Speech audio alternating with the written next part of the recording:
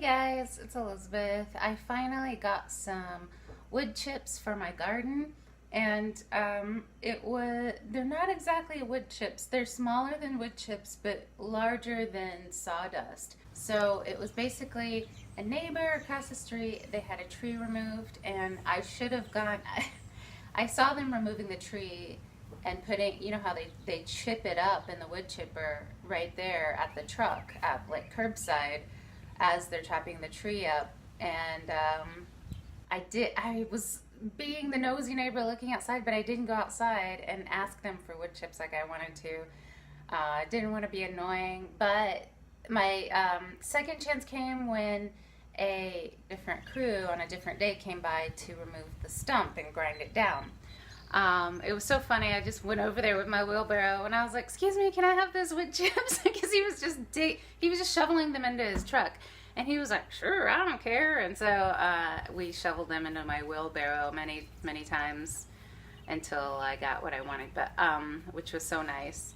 So the stump grinding stuff from the ground up stump is what I have in the garden, and I just expanded the garden. I knew I wanted to do wood chips because I've just seen too many YouTube videos saying how good they are for the garden, and I definitely need something out there to keep in moisture.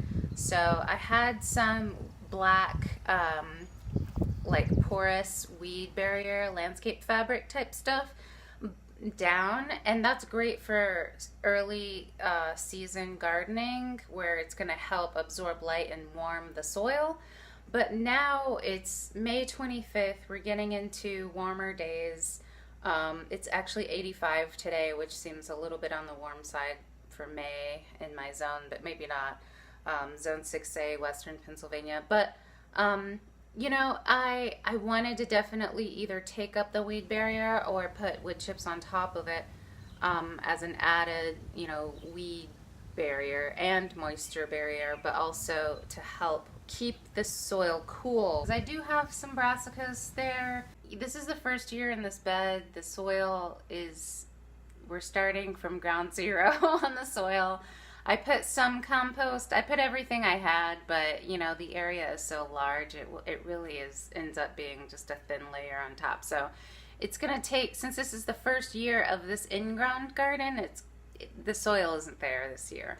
So my brassicas, I planted them in April, and they look like they've been growing for like 3 weeks. So in fact, they've been growing for almost 2 months. So, and I put them in the ground in April. They had actually been started 6 weeks prior to that. So, what can you do, though? I knew it would be a challenge. But definitely getting those plants cool was my intention.